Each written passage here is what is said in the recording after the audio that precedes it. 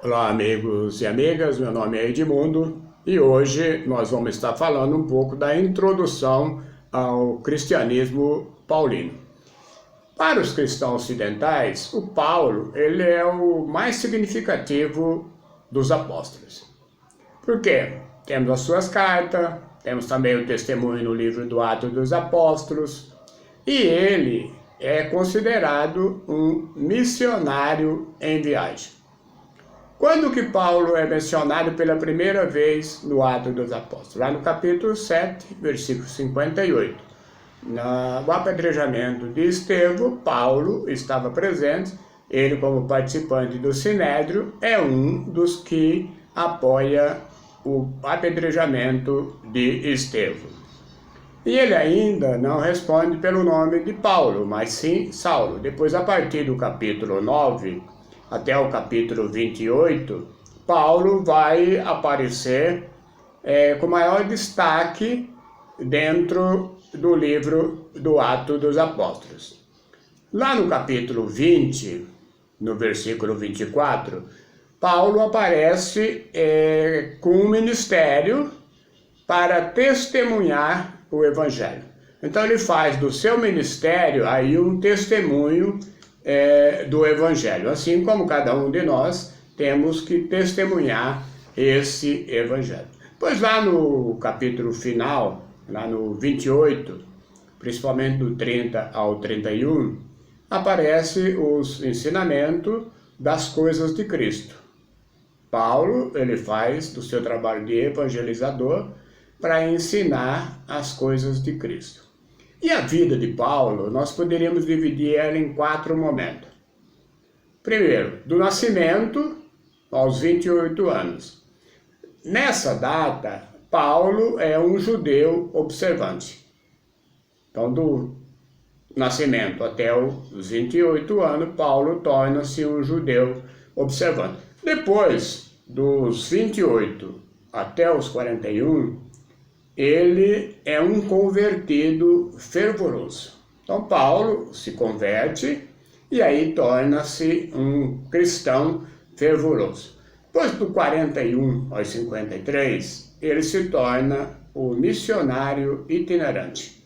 É por isso que aí nós vamos vendo dentro do Ato dos Apóstolos, depois nas suas cartas, como que foi esse trabalho itinerante do Paulo. E depois, dos 53 até a sua morte, aí ele torna-se o prisioneiro e também o organizador das comunidades. Quantas e quantas comunidades Paulo vai organizando aí no seu trabalho de missionário convertido, de missionário fervoroso, de evangelizador, e ainda de um missionário itinerante. Então há uma diferença entre o Paulo de Atos e o Paulo das cartas. O Paulo de Atos, como eu já falei no início, ele só é citado lá no início do Atos dos Apóstolos, capítulo 7, versículo 58. Depois ele aparece lá no capítulo 9 em diante, quando é aquela passagem onde Paulo cai do cavalo e aí aparece aí a sua conversão. O Paulo das cartas era o Paulo que enfrentava os superapóstolos. Então nós vamos ver isso aí na continuidade da nossa conversa, da nossa reflexão hoje sobre o cristianismo paulino. Em Atos 14, aparece que Paulo é testemunha e não apóstolo. Então vamos pegar o livro de Atos dos Apóstolos, no capítulo 14, o versículo 14. Atos 14, versículo 14. Ao saber disso, os apóstolos Barnabé e Paulo rasgaram a veste e foram para o meio da multidão, gritando: Homens, o que vocês estão fazendo? Por que Paulo coloca nessa passagem, é chamado junto com Barnabé de apóstolos? Mas porque eles chamaram antes Barnabé de Júpiter e Paulo de Mercúrio. porque era Paulo quem falava. Então, os sacerdotes de Júpiter, cujo templo se achava na entrada da cidade, eles acabavam fazendo toda essa ironia na questão do apostolado de Paulo e de Barnabé. O Paulo, ele é citado aí no Atos dos Apóstolos 125 vezes, né? E nessa citação dessas 125 vezes, ele é considerado o missionário modelo. Era o modelo de missão que Paulo aplicava aí nas suas viagens, no seu trabalho itinerante de evangelizador. Um outro fator interessante é que Atos, ele omite a morte violenta de Paulo. Por que omite essa morte violenta de Paulo? Porque é a mando do imperador, no imperador romano, na época, o imperador Nero. E aí nós vamos ver também dentro dessa continuidade o Paulo das cartas. Como que é o Paulo das cartas? Primeiro, ele luta em pé de igualdade com os demais apóstolos, né? E essa luta dele, Paulo, com os demais apóstolos, é diante da sua missão. Qual que era a grande missão de Paulo? A missão de Paulo era evangelizar. Isso também torna a nossa missão hoje. Qual que é a nossa missão hoje enquanto cristão, enquanto católico, enquanto leigo, enquanto educador popular? É evangelizar. E nós só podemos evangelizar através da palavra. É através dessa palavra de Deus que nós vamos evangelizando aí. Primeiro, a mim mesmo, depois na nossa família, na comunidade, na sociedade onde nós vivemos. E Paulo, ele foi muito fiel aí à verdade do Evangelho. Ele nunca deixava de transparecer nenhuma infidelidade à verdade do Evangelho. Mas Paulo também ele teve aí muitos conflitos, né? Principalmente com Pedro e Barnabé. Aí foi o grande entrave de toda essa caminhada, e essa citação está lá na carta de São Paulo aos Gálatas, no capítulo 2, versículos de 11 a 14. Eu vou pegar aí para vocês, vamos ler esse trecho, para ver como que foi esse conflito de Paulo com Pedro e também...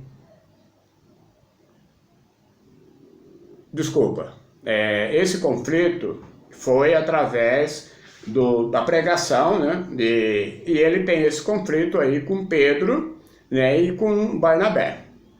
Com os outros apóstolos, a não ser alguma conversa com Tiago, tudo mais, o conflito maior foi com Pedro e Barnabé. E essa citação aparece em Gálatas 2, de 11 a 14. Quando Pedro foi a Antioquia, eu o enfrentei em público, porque ele estava claramente errado. De fato, antes de chegarem algumas pessoas da parte de Tiago, ele comia com os pagãos. Mas depois que chegaram, Pedro começou a evitar os pagãos e já não se misturava com eles, pois tinha medo dos circuncidados.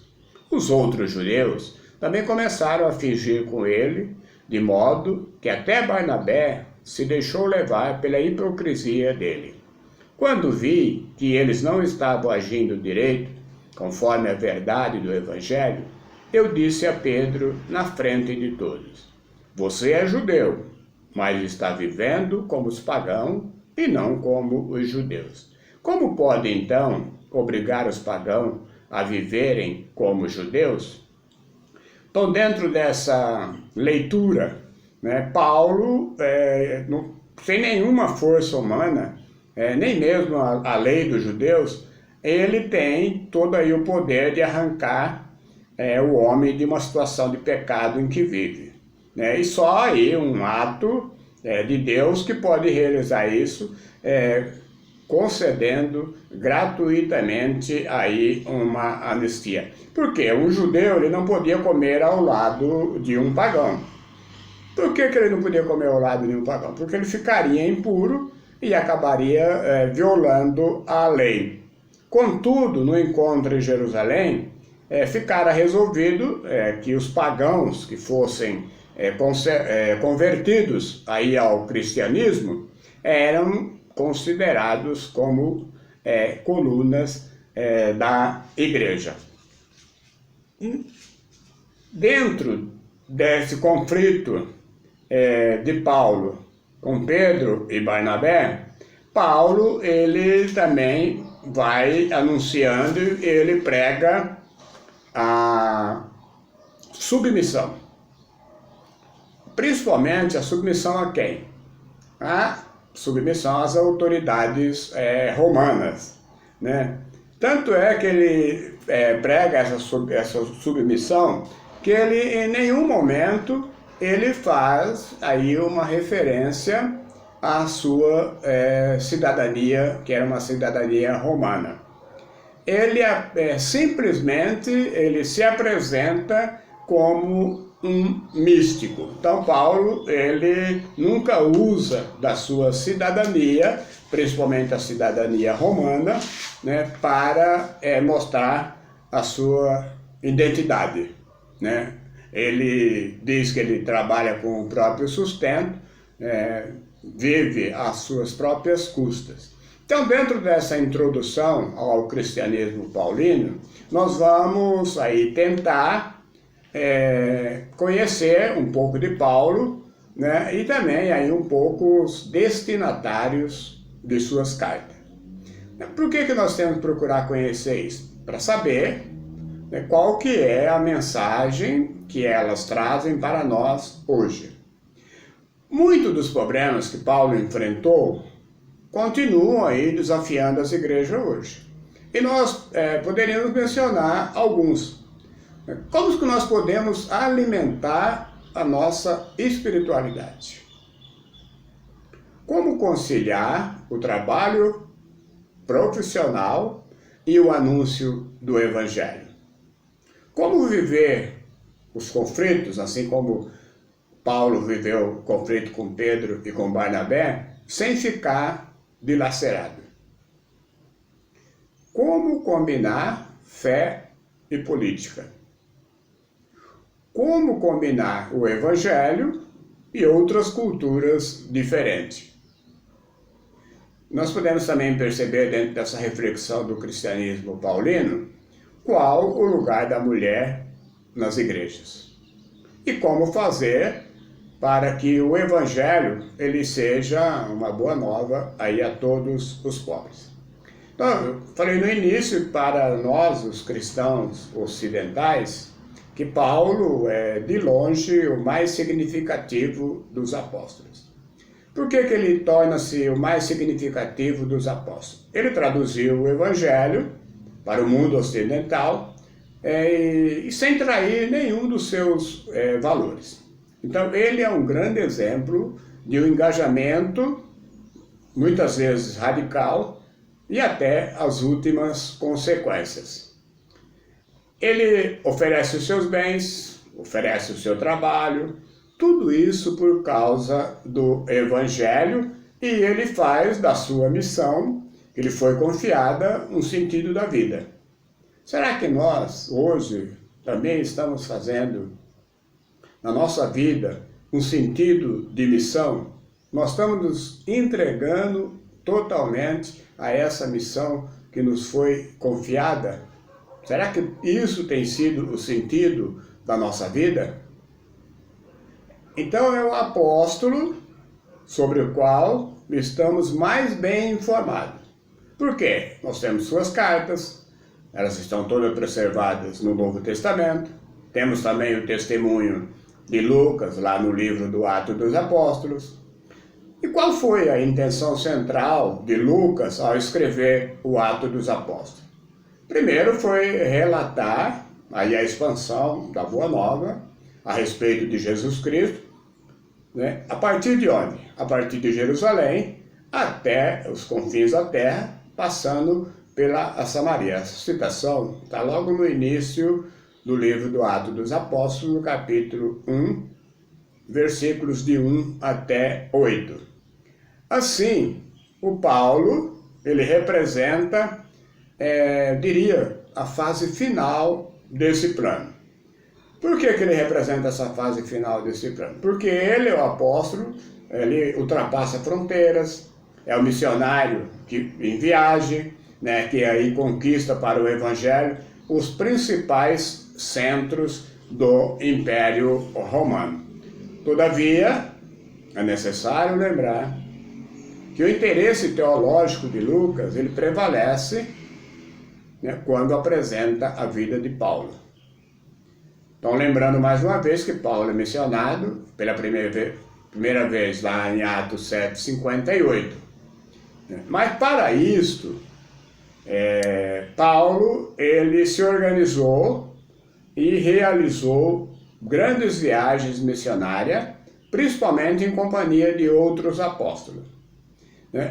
Paulo, nós sabemos, ele percorreu as maiores cidades aí da banda ocidental do Império Romano, e ali ele foi estimulando a formação aí de comunidades cristãs. Depois ele acompanhou essas mesmas comunidades aí no seu crescimento. Então o próprio Paulo, ele descreve a sua vida e o seu ministério aí da seguinte maneira: em nada considero a vida preciosa para mim mesmo, contanto que complete a minha carreira e o ministério que recebi do Senhor Jesus para testemunhar o Evangelho da graça de Deus. Está em Atos, capítulo 20, versículo 24. E o livro de Atos, ele vai terminar relatando que Paulo é preso em Roma. Mas mesmo assim, depois de preso em Roma, ele continuou aí por 2 anos pregando o reino de Deus. E ele pregava esse reino de Deus com toda firmeza, sem impedimento algum. Ele ensinava as coisas referentes a Jesus Cristo. E para que nós possamos melhor compreender a trajetória de Paulo, nós podemos organizar, como eu já falei lá no início, a trajetória da vida de Paulo. Então, do nascimento até os 28 anos, ele torna um judeu observante. Depois do 28 aos 41, ele é um convertido fervoroso. Ele se converte aí, passa com muito fervor a anunciar esse evangelho. 41 aos 53, ele se torna um missionário itinerante. O que é um missionário itinerante? É aquele que vai visitar as cidades, vai visitar os clãs, vai visitar as aldeias, vai visitar as famílias. Se a gente trazer para os nossos dias de hoje, nós podemos dizer que são aqueles que aí visitam as pequenas comunidades, que visitam os grupos de quarteirões, visitam aí o povo da rua, sempre para levar uma mensagem de fé, de esperança a esse povo. E aí, dos 53 até a sua morte, ele torna-se um prisioneiro e mesmo assim ele continua sendo o organizador das comunidades. Então, essa história de Paulo é imensa. E aí vale a pena a gente tirar um tempo maior de estudo para conhecer o melhor. Nesse vídeo, nós vamos apenas fazer uma breve introdução do cristianismo paulino. Depois, nós vamos aprofundar com mais clareza as suas cartas e aí conhecer melhor. Qual que é o papel e qual a diferença do Paulo de Atos e o Paulo das cartas? Se puder dizer que os escritos de Paulo, ele não informam nada sobre a vida de Jesus, ou seja, limitando-se à cruz e à ressurreição, o mesmo nós não podemos dizer em relação a Atos, em relação aos escritos de Paulo. O seu autor, ele parece que não conhecia pessoalmente o apóstolo das nações. Tanto é que nem uma vez ele faz referência às suas cartas. Os discursos que coloca na boca de Paulo em Atos dos Apóstolos são alguns discursos lá das igrejas, principalmente as igrejas da tradição paulínea. E em torno, mais ou menos, de 20 anos depois, aí depois do seu assassinato, ainda continuava com muitos adversários de Paulo. O que esses adversários de Paulo faziam? Falavam mal dele, especialmente porque pregava e vivia a liberdade do Evangelho, isto é, porque ele vivia a plena comunhão de mesa com os não-judeus, sem a necessidade de observar a lei. Então nós podemos ver mais adiante como Paulo enfrentava esses superapóstolos. E o Atos, ele é um livro que vem em defesa do grande apóstolo e do grande trabalhador.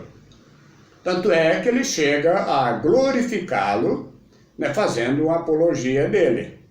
E diante dos cristãos judaizantes, isto é, os judeus que aderiram à Boa Nova, mas ainda vivendo sobre a lei, o livro de Atos apresenta Paulo apenas fazendo o que Pedro havia feito. É que Pedro era o grande herói desses judaizantes. Então, segundo Atos, já antes de Paulo, Pedro leva aí o batismo de Jesus aos incircuncisos, né? E como é que ele leva esse batismo? Pela força do Espírito. Nós podemos acompanhar tudo essa parte que fala do batismo no Atos capítulo 10. Então, aí surge um problema. Para tornar Paulo mais aceito nas comunidades, principalmente as comunidades dos anos 80, então os autores de Atos, eles apresentam Paulo aí menos radical, porque o Paulo era bastante radical, e acaba modificando-lhe a fisionomia, a mensagem. Então, dessa forma, ele faz o seu rosto e a sua teologia coincidir com a caminhada das igrejas daquele ano. E nós podemos ver na sequência as principais modificações aí que são introduzidas em Atos. Quando nós falamos dessa questão de apresentar o Paulo menos radical, nós vemos aí nas assessorias aí, principalmente nas assessorias de educação popular, um assessor que é mais moderado, um assessor que é mais radical, um assessor que é mais tradicionalista, e assim por diante. São várias formas que o assessor tem de se apresentar. É claro, nós podemos ser radical num determinado momento, assim como nós podemos ser moderado em outro momento. Então, esse era o Paulo das cartas. E o Paulo de Atos? Atos, ele reserva o título de apóstolo aos 12, mas ele acaba negando a Paulo. Há exceções de lá do capítulo 14, o versículo 14, que faz essa referência, mas refere-se genericamente a Barnabé e Paulo. Por quê? Para Atos, Paulo é testemunha e não apóstolo. Paulo é testemunha e não apóstolo. E ele é o missionário modelo. Então, o Atos, ele insiste aí em dizer que Paulo foi escolhido, tanto para os judeus como para os não-judeus. E nas suas viagens missionárias, né, sempre apresenta Paulo, aí, primeiro dirigindo-se às sinagogas. Só depois da rejeição por parte aí dos judeus é que Paulo dirige-se aos gregos. E mais, Atos chega a fazer de Pedro o primeiro que leva à conversão a um não-judeu sem a necessidade da circuncisão.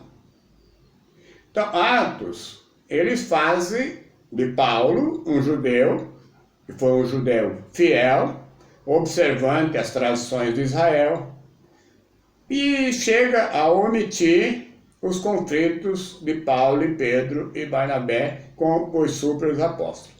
Então, o livro de Atos, ele oculta aí qualquer conflito com autoridades romanas, né? Convertem-se ao evangelho, as suas intervenções junto a Paulo são sempre no sentido de protegê-lo, e Atos, ele faz questão aí de omitir para os seus leitores a informação sobre a morte violenta de Paulo, né? Mas nós sabemos que essa morte violenta foi sobre a mando do imperador Nero. Dando continuidade aí ao Paulo das cartas, o Paulo, ele luta aí com muita força, com muita coragem, com muita determinação para ser reconhecido e ter o seu apostolado reconhecido em pé de igualdade com os demais apóstolos. Nós podemos ver essas citações em Romanos 1:1, na primeira carta aos Coríntios 9, de 1 a 2, na segunda carta aos Coríntios 11, 22, 30, em Gálatas, capítulo 1, versículo 1, depois do 11 até o 12 e depois do 15 até o 16. Então, o Paulo, aí ele diz claramente que a sua missão é com os incircuncisos, não com os circuncidados, mas com os incircuncisos. Enquanto a missão de Pedro é anunciar o evangelho aos judeus. E o que Paulo fala aí nas suas epístolas? Ele fala que membros de suas comunidades, eles vieram diretamente do culto, vieram de outras divindades. Então é muito provável que muitas pessoas convertidas aí pela equipe de Paulo fossem pessoas judias, pessoas tementes a Deus, isto é, pessoas que eram simpatizantes do judaísmo e também alguns prosélitos. Certamente, Paulo, ele não discriminou essas pessoas. No entanto, ele faz questão de frisar que muitos se converteram diretamente dos cultos e também às divindades, principalmente as divindades gregos romanas. Então, segundo as suas epístolas, Paulo, ele foi muito fiel à verdade do Evangelho. Isto sem depender da lei.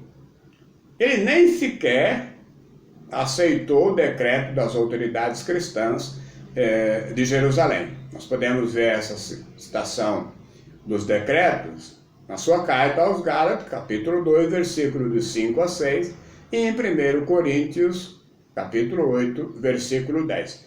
E o Paulo, ele teve que lutar, principalmente lutar muito, para que a abertura do Evangelho, principalmente às nações, ela fosse também aceita aí pelas igrejas da Judéia. E um sinal disso são os conflitos aí com Pedro e com Barnabé.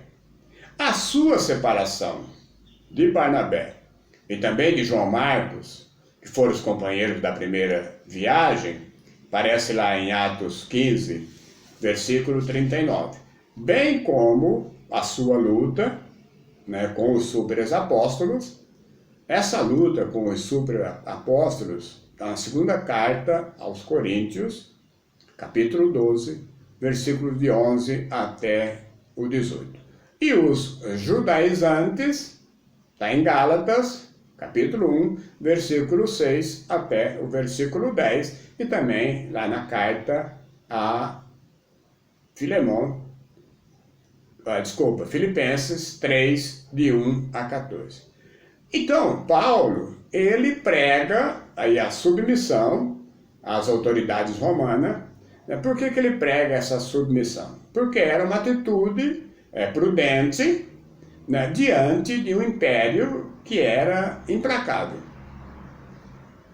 sem, no entanto, ele apresentar uma visão positiva do império. Então ele prega essa submissão, né, aí como uma atitude prudente, mas sem apresentar uma visão aí positiva do império. E Paulo, ele nunca faz referência a tal cidadania romana. E também nem ao poder de fazer milagres. Pelo contrário, ele afirma que o seu poder está justamente em sua fraqueza. Então ele se auto-apresenta como um místico que subiu ao mais alto dos céus e que revela uma espiritualidade não controlável por escrituras. E a sua fortaleza é a ação do Espírito Santo nas comunidades. Então, um pouco dessa introdução ao cristianismo paulino, e você pode aí fazer as suas considerações, as suas anotações, seu questionamento, sua crítica, se você achar necessário, porque as críticas, ela ajuda-nos a melhorar aí o nosso trabalho. E tudo isso você pode fazer através do WhatsApp. 11 73 76 75 19. Se você achar melhor, você pode mandar também por e-mail. edmundo.sebes@gmail.com.